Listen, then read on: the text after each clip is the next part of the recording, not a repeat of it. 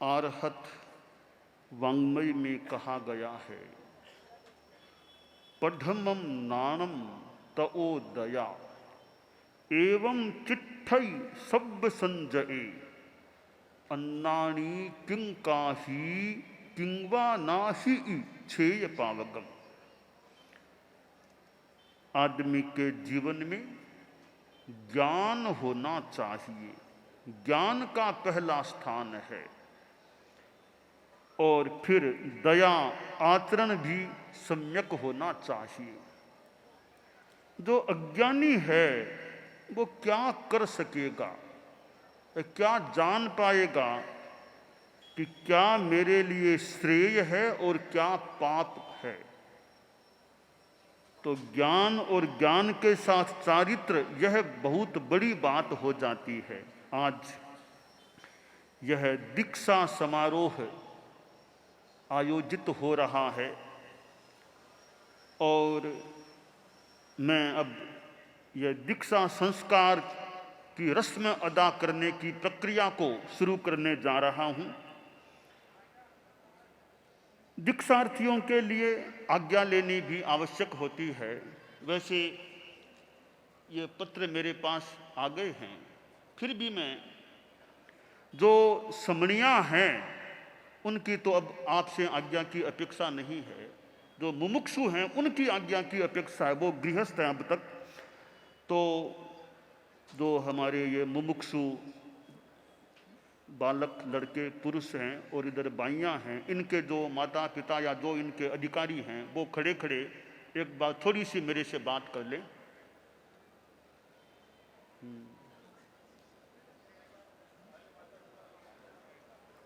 देखिए, अभी तक ये आपके परिवार के सदस्य हैं, आप इनके अभिभावक हैं, गार्जियन हैं। तो मैं आपसे पूछना चाहता हूँ, मैं इनको हमारे धर्म संघ में दीक्षित कर लूँ? आपकी आज्ञा है? सहर्ष आज्ञा है? ठीक है, ठीक है।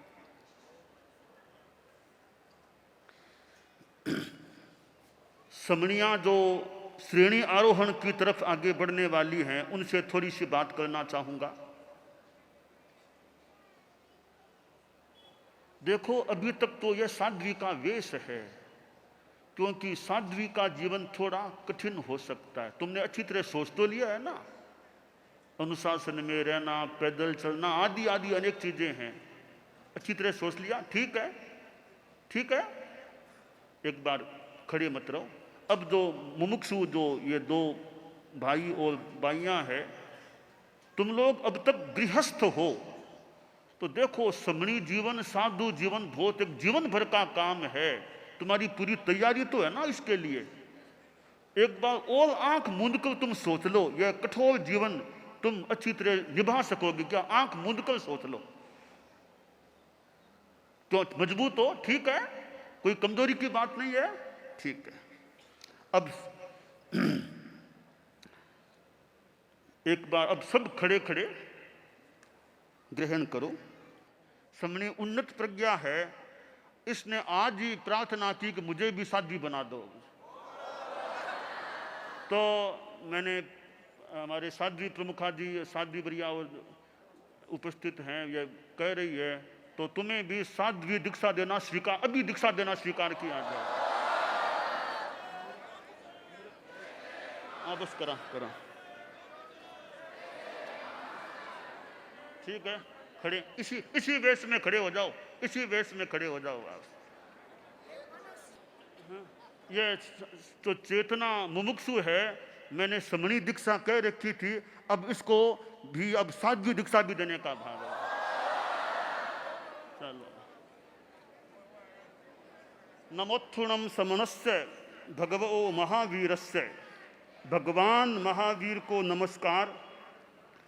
और पूर्वाचार्यों को, हमारे आचार्य परम श्रद्धेय आचार्य भिक्षु आदि पूर्वाचार्य और मेरे धर्माचार्य रहे गुरुदेव तुलसी और आचार्य महाप्रज्ञ जी का श्रद्धा के साथ स्मरण करता हूँ। और मेरे दीक्षा प्रदाता श्रद्धेय मंत्री मुनिश्री सुमेरमल जी स्वामी लाडनों का भी श्रद्धा और विनय भाव से स्मरण करता हूँ। हमारे साध्वी प्रमुखा जी विराजमान हैं, उनका अभिवादन करता हूँ। नमो अरहंताणं, नमो सिद्धाणं, नमो आयरियाणं, नमो उवज्झायाणं, नमो लोये सब्ब साहूणं, एसो पंच नमोकारो सब्ब पावपनासनो, मंगलानम च सब्बे सिंह परमम हवई मंगलम। अब पहले मैं एक बार समणी दीक्षा, मुमुक्षु दर्शिका, मुमुक्षु खुशबू, मुमुक्षु चेतना, इन तीनों को पहले मैं समणी दीक्षा पचका रहा हूं। करेमि भंते सामा इयम मुसावाय अदिन्नादान मेहुण कोह मान माया लोह रागदोष रूवम सावेक्षम सावज्जम जोगम पच्चखामी जावत जीवाये तिविहम तिविहेणम मणेणं वायाय कायणम न करेमि न कारवेमि करम तम फि अन्नम न समनु जानामि तस्य भंते परिक्रमामि निंदामि गरिहामि अप्पाणं बोशिरामि। निर्धारित सावध्य योग का 3 कर्ण 3 योग से त्याग है।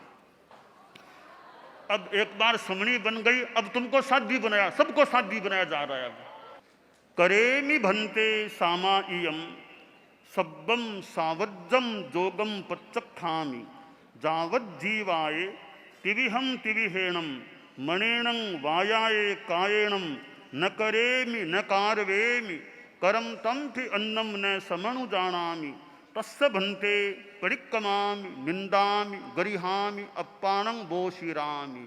जीवन भर के लिए तुम सबको 3 कर्ण 3 योग से सर्व सावध्य योग का त्याग है। अब ये साधु साध्वियां बन गए हैं। अब 3 बार वंदन करो टिप विधि से।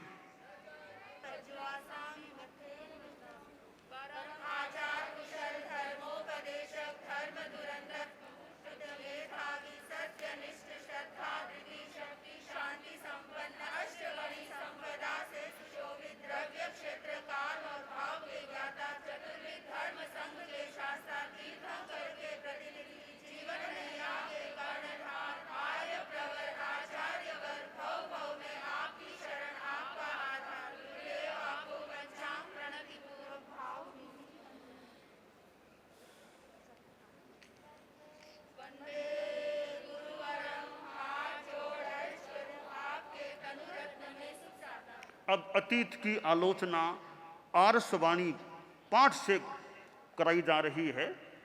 आप न भी समझे हमारा आरसवाणी का पाठ है, उससे करा रहे हैं।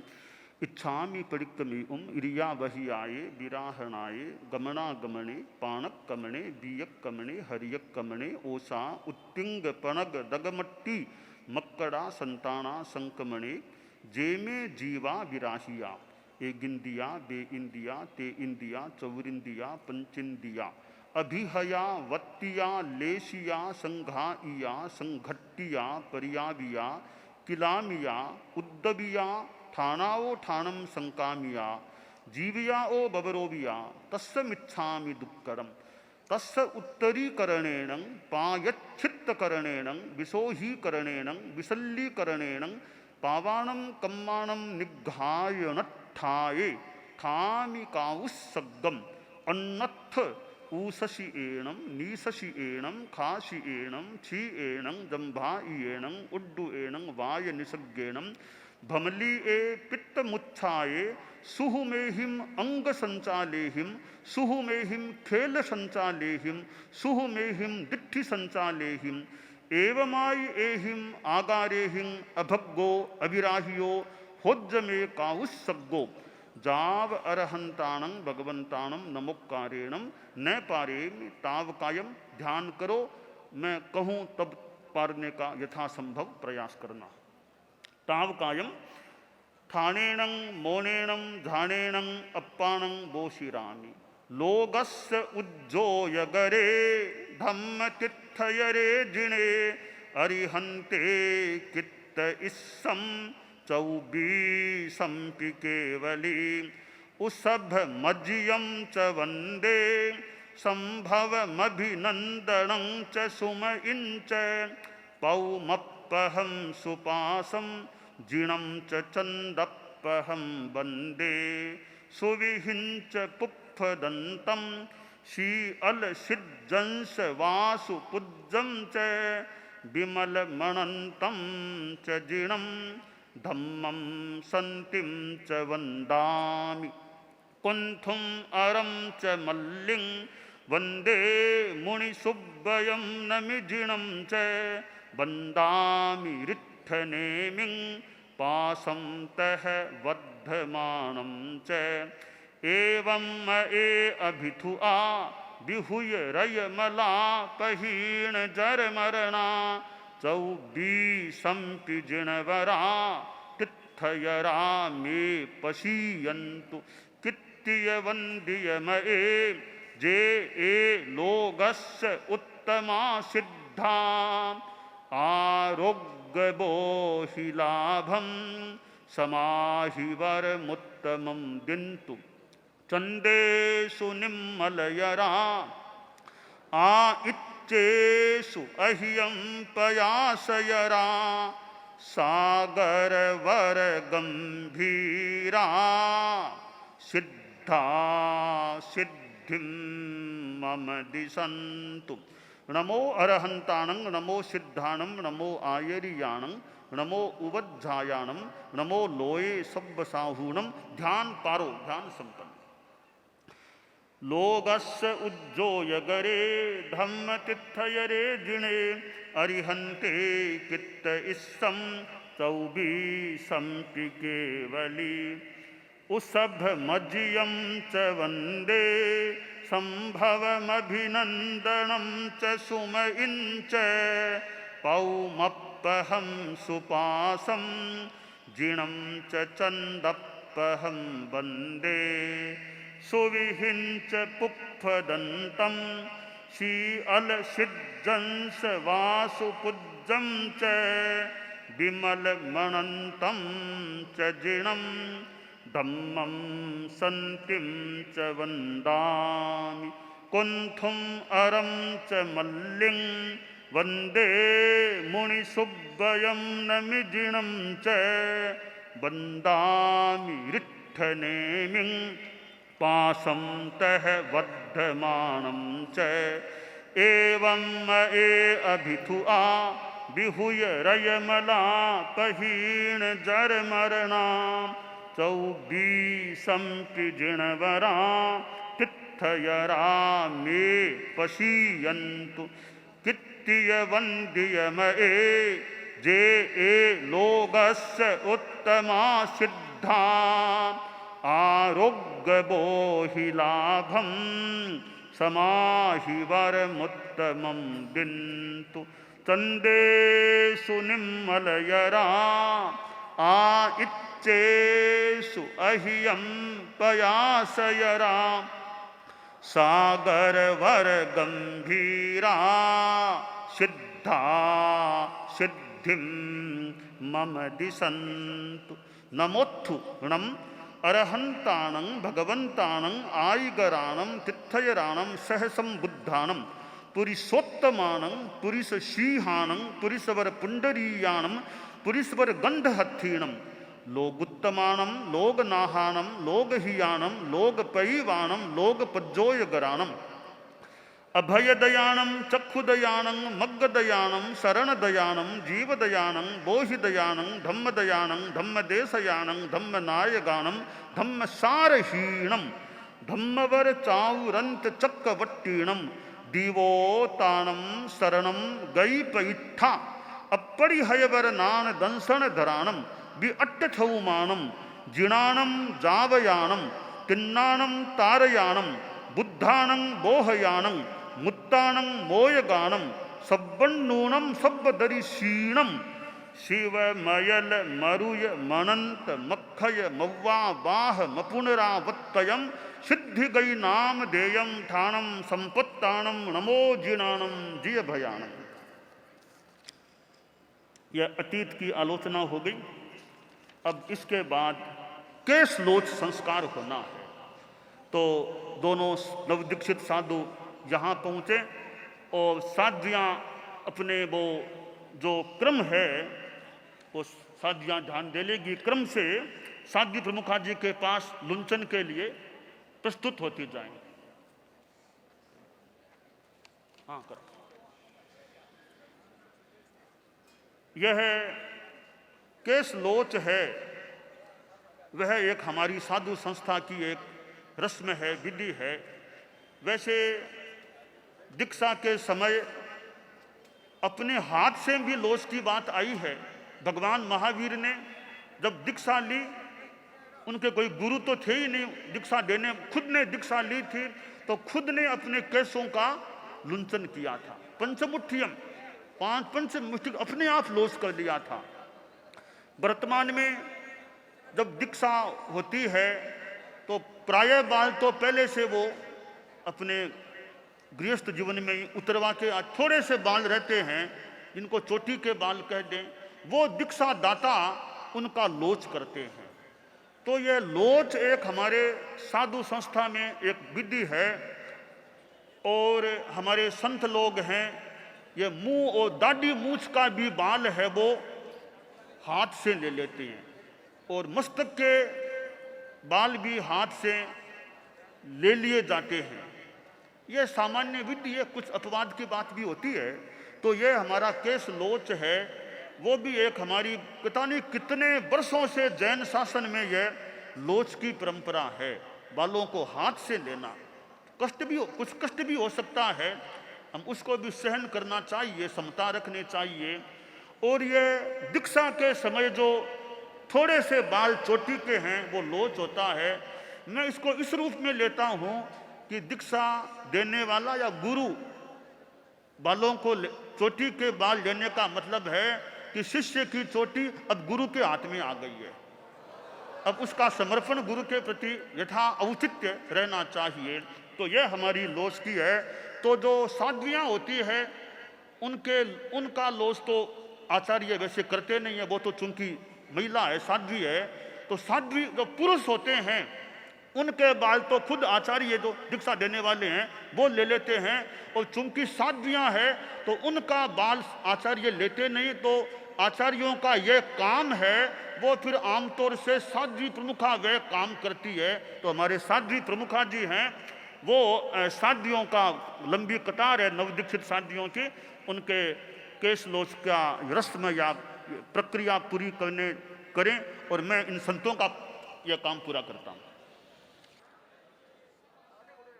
देखिए, गुरु द्वारा यूं शिष्य के मस्तक पर हाथ रख करके लुंचन कराना, अभी भी किसी का मन हो तो सोच सकता है वो। और गुरुदेव फरमा रहे थे कि जैसे गुरुदेव लुंचन करा रहे हैं ना, वो राख होती है ना, राख से वो हाथ में लगा करके इसको लुंचन करा रहे हैं।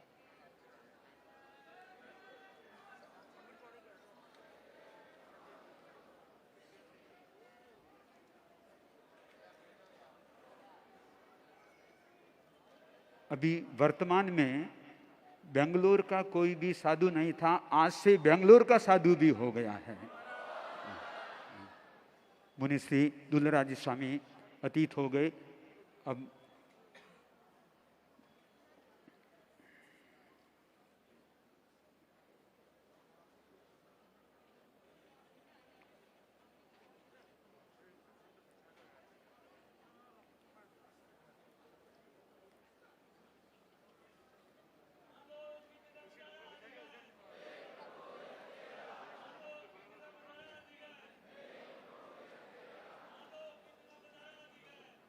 धीरज दत्त का पूज्य प्रवर ने चोटी का लुंचन कराया।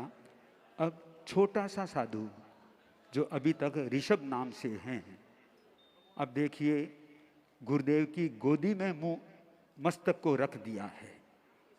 तो गुरुदेव मस्तक को सहलाते हुए एक एक दो दो जितने भी केस लुंचन करवा रहे हैं।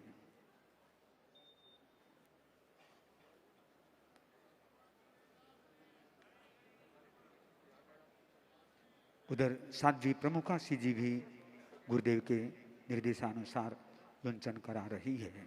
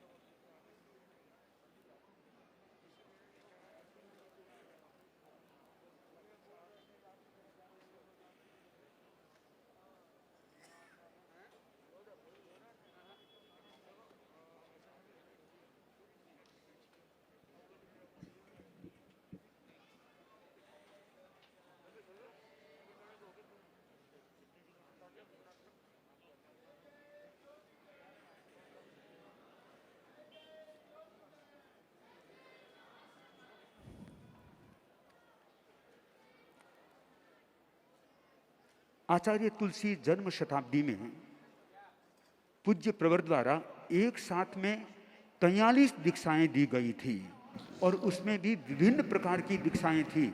हम यूं कह सकते हैं आज के संदर्भ में, जब बीदासर में नया इतिहास रचा जा सकता है तो बेंगलोर में क्यों नहीं रचा जा सकता है। तो आज बेंगलोर में यह एक नया इतिहास इस अहिंसा यात्रा में रचा गया है। अभी तक की दीक्षाओं में अहिंसा यात्रा में मुनि दीक्षाएं सर्वाधिक एक साथ में होने वाली आज बेंगलोर में इतिहास हो गया है।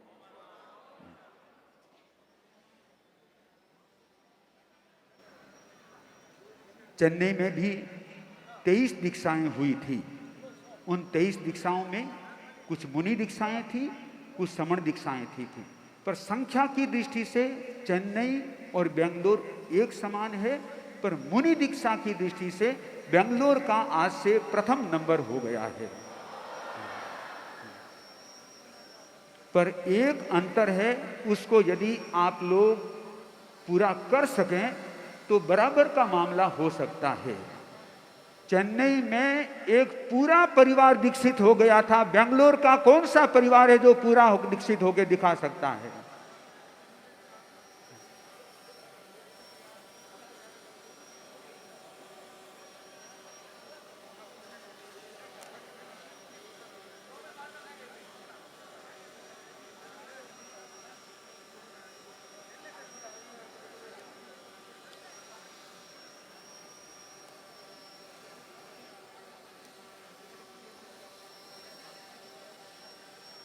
आचार्य तुलसी जन्म शताब्दी के संदर्भ में पूज्य प्रवर ने 100 दीक्षाओं का संकल्प लिया था और 100 से अधिक दीक्षाएं हुई थी।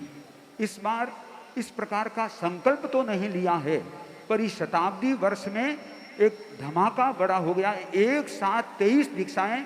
अभी गुरुदेव ने घोष भी दिया था जो संयम से संबंधित है कि ज्ञान चेतना करे प्रकाश, जागे संयम में विश्वास।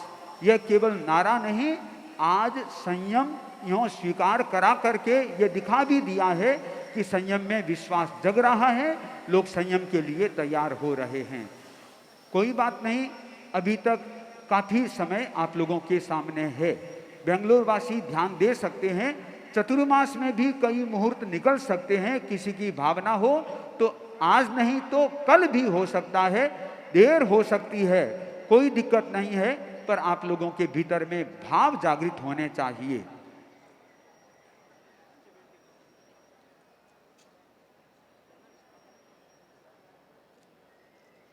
साध्वी प्रमुखासी जी साध्वियों के केशों का लुंचन करवा रही है और एलईडी के माध्यम से आप लोगों को भी दूर दूर तक दिख रहा होगा। अभी लोगों को ये बातें ध्यान रहे कि अभी कुछ कार्य पूज्य प्रवर द्वारा अवशेष है। जैसे जो आज दीक्षित हुए हैं उनका नामकरण भी होने वाला है, वो भी आप लोग जान सकेंगे कि किस व्यक्ति का क्या नाम होता है, किस मुनि का, किस साध्वी का क्या नाम होता है, वह भी पूज्य प्रवर द्वारा आप लोग जान सकेंगे। तो जो लोग जा रहे हैं वे उस चीज़ से वंचित भी रह सकते हैं। वैसे आज की जनता यदि कहें तो शताब्दी वर्ष का शुभारंभ हुआ था आचार्य महाप्रज्ञ की जन्म शताब्दी का, उससे आज बहुत ज़्यादा जनता है। इसका मतलब है आज लोगों में वैसे भौतिकता के प्रति आकर्षण तो है, पर भौतिकता के प्रति आकर्षण होने के बावजूद भी संयम का आकर्षण ज़्यादा है, दीक्षा का ज़्यादा आकर्षण है। यह आज की जनता दिखा रही है और आज भी संभवतः लोग बता रहे हैं कि 10 से 15 हजार की उपस्थिति आज कर दर्ज की जा रही है।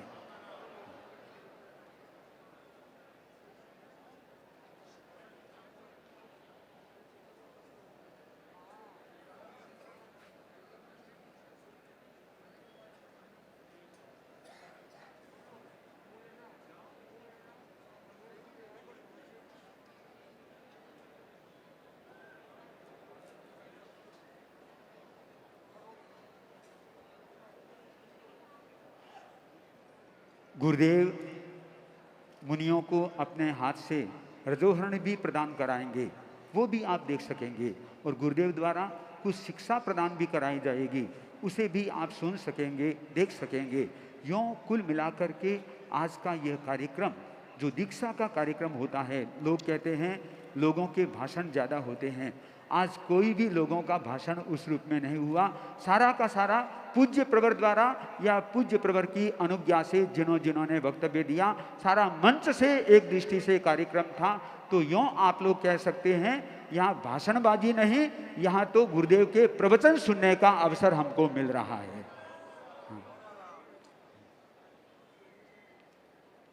हमारे इस साधु जीवन में सर्व सावध्य योग का त्याग होता है और फिर विस्तार में 5 महाव्रतों को स्वीकार कराया जाता है। सर्व प्राणातिपात विरमण यानी अहिंसा, सर्व वृषावाद विरमण यानी सत्य, झूठ नहीं बोलना, सर्व अदत्ता दान विरमण यानी कभी चोरी नहीं करना, सर्व मैथुन विरमण यानी जिंदगी भर मैथुन से विरत रहना, ब्रह्मचर्य पालना दीक्षा लेने से लेकर। 5वां सर्व परिग्रह विरमण, रुपया पैसा जमीन जायदाद कोई परिग्रह नहीं रखना। और 6ठा एक व्रत होता है रात्रि भोजन विरमण व्रत, रात्रि में न भोजन करना, न पानी पीना, न दवाई लेना। यह हमारा जिंदगी भर का एक साधु का नियम हो जाता है। और अहिंसा महाव्रत जो है, आप देखिए ये मुख्य वस्त्रिका है, वो भी अहिंसा की दृष्टि से है, क्योंकि हमारे यहाँ बताया गया है, माना गया है, हम जब बोलते हैं तो हमारे शब्द, हमारी आवाज़, वायु जो बाहर वायु है, वायुकाय के जीवों की हिंसा का साधन निमित्त बन सकती है। तो साधु मुख पर कपड़ा ये रखे मुपति, ताकि सीधी आवाज़ यूँ बाहर न जाए, यह अहिंसा की दृष्टि से है। और साथ साथ प्रासंगिक रूप में कि वाणी का संयम रखो, वाणी का संयम रखो, ज़्यादा मत बोलो, यह प्रेरणा भी मिल सकती है। तीसरी बात है कि थूक भी न उछले किसी में, तो यह मुख वस्त्रिका मूलतः अहिंसा के लिए है। और रात्रि में खाना पीना नहीं, वो भी संयम भी है, तप भी हो सकता है, और अहिंसा साथ में। रात में खाए पिए कोई जीव जंतु पड़ जाए, गिर जाए, मर जाए, तो रात में खाना पीना नहीं होता है। और सामान्यतया हम पद यात्रा करते हैं, ताकि वाहनों से कोई जीव जंतु मर सकते हैं, तो पशु क्या और आदमी तक मर सकते हैं। तो जैन मुनि हमारे यहाँ विधि है सामान्यतया ये पद यात्रा करना। ऐसे ये साधुचर्या के अनेक नियम हैं। रुपया पैसा साधु के पास बिल्कुल नहीं होना चाहिए। कोई मकान, बिल्डिंग, बैंक बैलेंस कुछ भी साधु के अंतर्गत ऐसा नहीं होना चाहिए। ये हमारे साधुवाचार के नियम होते हैं। तो ऐसा हमारा ये तो साधु जीवन है, जिसकी प्राप्ति अपने आप में बहुत अच्छी बात है, विशेष बात है। तो इस साधु जीवन में तिन्नाणम तारयाणम, जितना खुद की साधना करना, जितना फिर हो सके दूसरों का भी उद्धार हो सके, दूसरों का कल्याण हो सके, वैसा प्रयास भी करना। तो आज जो दीक्षाएं हुई है, इनके माता पिता आदि जो भी हैं, उन्होंने बड़ा दान दिया है। भोजन पानी देना भी दान है, अपनी संतान को देना गुरु को, यह बहुत बड़ा दान होता है। तो इन माता पिता आदि ने जो यह दान दिया है, एक बड़ा दान दिया है। तो ये केश लोच का संस्कार, हाँ साध्वी प्रमुखा जी काफी श्रम पड़ा होगा, इतनों का लोच करना है। तो ये 23 ही हमारे नवदीक्षितों का यह लुंचन का संस्कार संपन्न। अब अगला है यह रजोहरण प्रदान संस्कार। यह रजोहरण है। देखिए हमारे पास 2 चीजें होती है, एक तो रजोहरण और एक ये प्रमावजनी पूंजनी, 2 रखते हैं, यह छोटी यह बड़ी। अगर रात में चले अंधेरा आदि होने ऐसी स्थिति में इससे जमीन को पूंजे, ताकि जीव जंतु कोई पैर के नीचे न आए। थोड़ा बहुत ही पूंजना हो तो छोटी सी पूंजनी पास में रखो, थोड़ा पूंजना तो पूंज के इधर उधर हो जाओ। तो यह पूंजनी और यह रजोहरण तो साधु का एक प्रतीक, अहिंसा का प्रतीक है। तो साधु के पास यह भी आमतौर से रहना चाहिए। तो मैं हमारे पहले संतों को यह दे रहा हूं। आओ, हमारी आर्षवाणी में एक मंगल कामना की भाषा है या उपदेश है, संदेश है। नानेणम दंसनेणम च चरित्रेण तहेवय खंती ए मुक्ति ए बद्धमानो भवाही। ये रजो है ना, इधर बैठ जाओ। अब हमारे छोटे मुनि, बाल मुनि, नानेणम दंसनेणम च चरित्रेण तहेवय खंती ए मुक्ति ए बद्धमानो भवाही।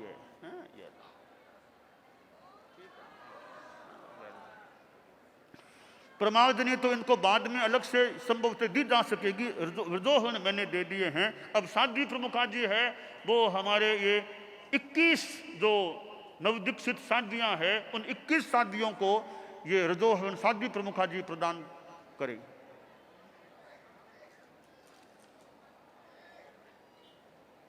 बोले आर्षवाणी तो मैं बोल दूं, फिर रजोहन प्रदान साध्वी।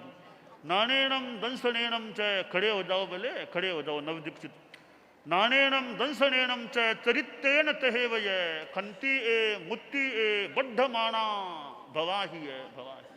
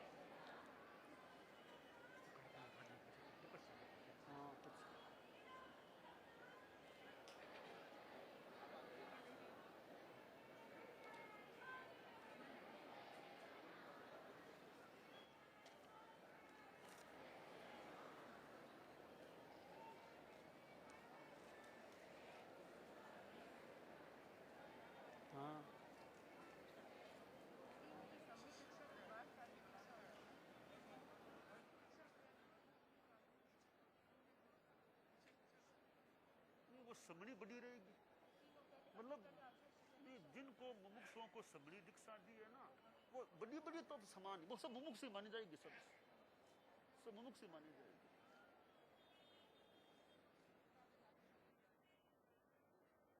ये पन्ना तुम्हारा नहीं, सर पन्ना है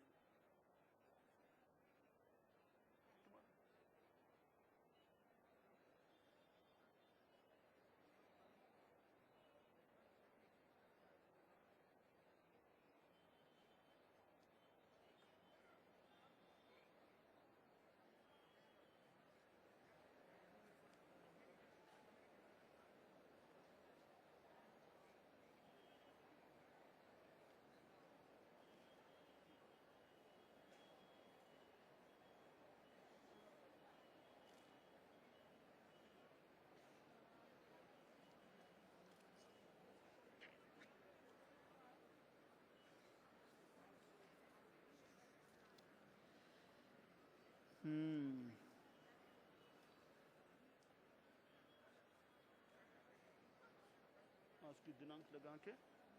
हाँ, अब जो एक साध्वी बरिया ने प्रश्न पूछा, उसका जवाब मैं सबके बीच में दे दूं कि अभी इसी समारोह में समणी दीक्षा दी गई, इसी में जिनको साध्वी दीक्षा दी गई, तो उनको एक मुमुक्षु के रूप में सबको मान करके इनका दीक्षा पर्याय हो सकेगा। लिख लो, उसी समारोह में समणी दीक्षा, उसी समारोह में साध्वी दीक्षा है, तो वो सब मुमुक्षु के रूप में थी, तो दीक्षा पर्याय में सबका उसी क्रम से आएगा कोई पहले समणी दीक्षा होने से वो कोई बड़ी नहीं बन जाएगी, यह व्यवस्था है।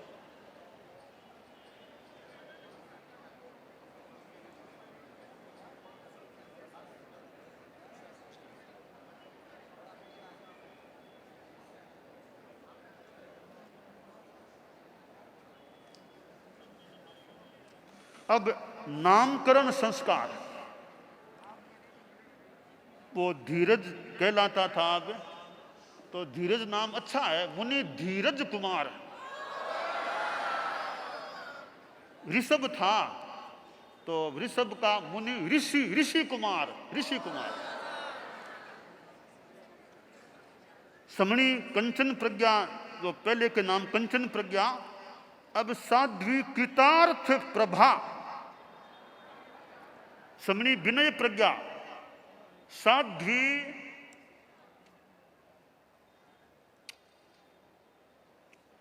वीर प्रभा, वीर प्रभा, वीर प्रभा।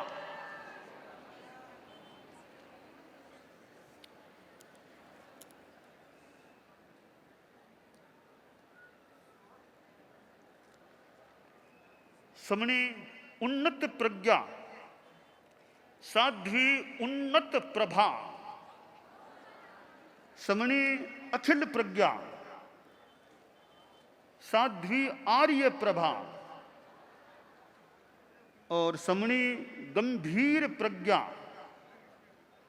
साध्वी गीतार्थ प्रभा।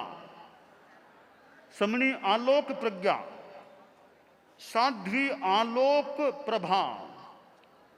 समणी प्रगति प्रज्ञा,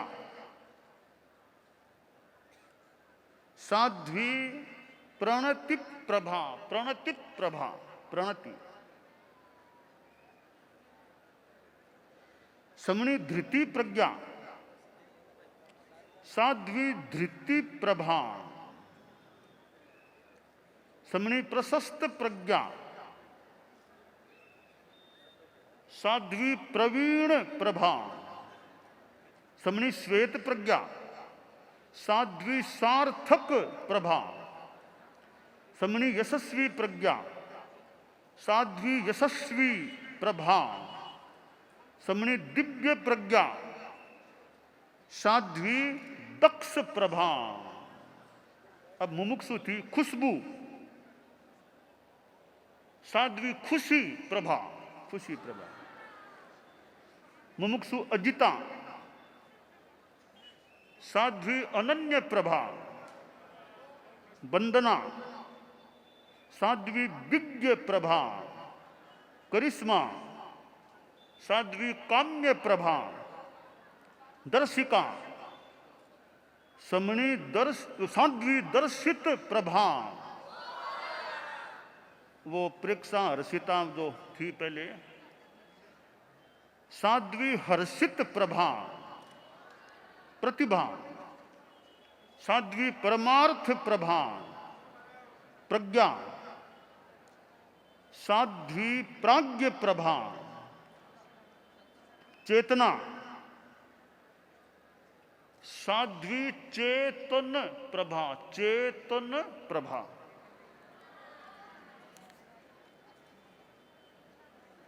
अब ये साधु साध्वियां बन गए हैं, आप इनका सम्मान करें। मथेन वंदानी।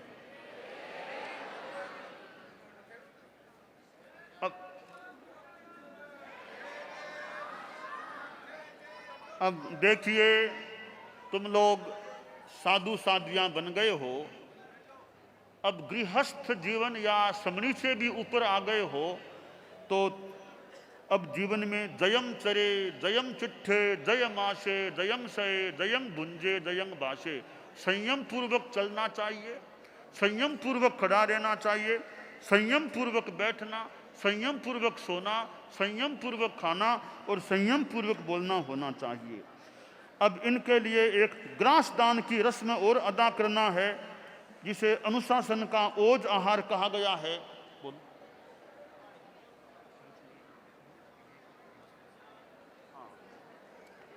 और वो ओजाल तो कार्यक्रम के बाद में वहाँ हमारे संभवतः हॉल में हो सकेगा। अभी एक समणी उन्नत प्रज्ञा को हमने तत्काल ही वो साध्वी दीक्षा दे दी। इनका परिचय समणी जी कोई बता दे, इनका परिचय बता दे जनता को। समणी उन्नत प्रज्ञा कहाँ से हैं, समणी सन्मति प्रज्ञा कोई बता दे, इनके बारे में परिचय दे दे। अब कौन बोले, थे बोलोगे? नियोजिका जी खुद यहाँ है, सन्मति प्रज्ञा साथ में पास में खड़े रहे, नियोजिका जी बता रहे हैं।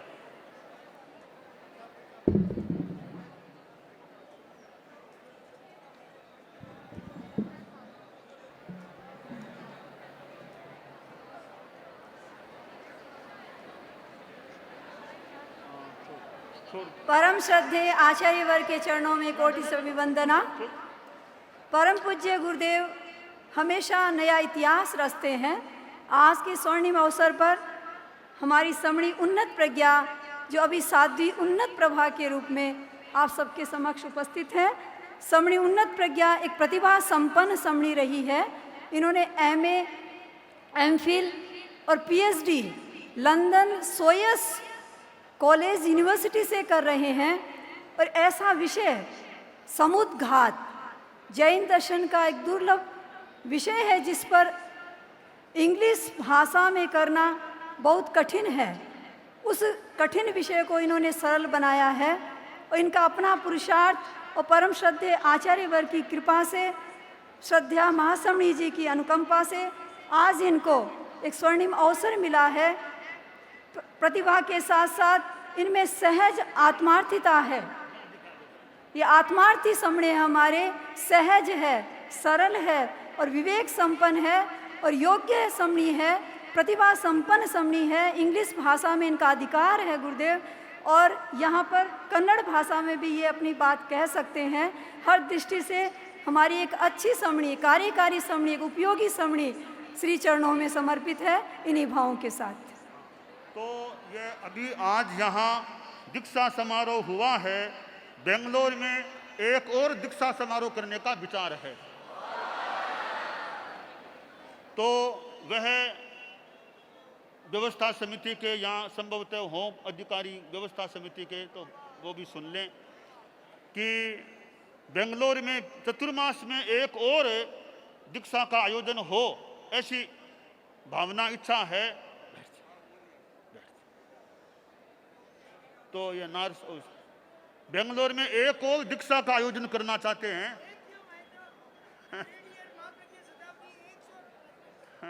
तो मैं दिनांक 20 अक्टूबर कार्तिक कृष्णा षष्ठी को अपने चतुर्मास में वहां एक और दीक्षा का कार्यक्रम करने का भाव है।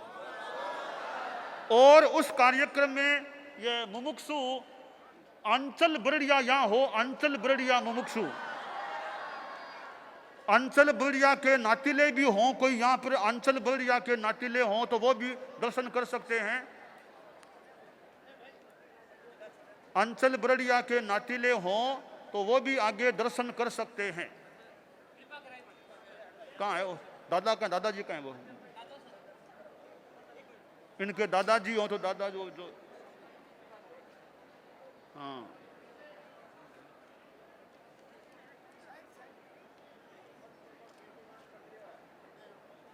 समणी उन्नत प्रज्ञा के नातिले भी सवेरे संभवतः आए थे अर्ज करने के लिए, तो वो चाहे तो दर्शन कर लें, उनकी बात भी पूरी हो गई है, दर्शन कर सकते हैं। उन्नत प्रज्ञा के उन्नत प्रभा के एक कौन है? अंचल के हैं क्या? हैं दादाजी आएंगे? अंचल के दादाजी यहाँ हो आसपास दर्शन।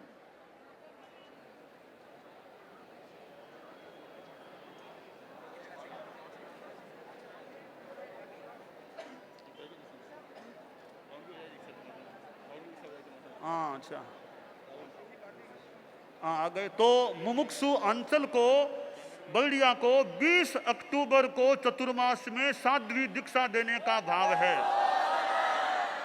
और वह साध्वी प्रतिक्रमण सीखना शुरू कर सकती है। दूसरी बात है, आचार्य श्री महाप्रज्ञ जी की जन्म शताब्दी समारोह का यह वर्ष शुरू हो गया है। हमने 3 दिनों का यहाँ प्रोग्राम रखा था, अब एक आगे अनेक प्रोग्राम हो सकते हैं।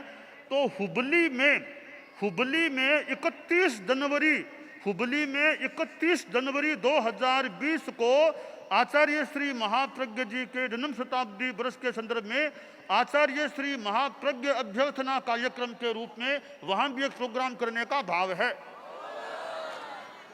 तो इन सब बातों के साथ अब जो आप लोग हैं, गृहस्थ लोग हैं, प्रोग्राम पूरा होने वाला है। एक बात का ध्यान रखें, ज़्यादा भागदौड़ भगदड़ नहीं करनी चाहिए, शांति रखनी चाहिए। आपको चाहे भोजनालय में जाना हो या और इधर जाना हो तो भगदड़ नहीं मचनी चाहिए। शांति से धीरे धीरे, किसी को चोट आदि न लगे तो शांति रखनी चाहिए। शांति रखना धर्म है, ठीक है।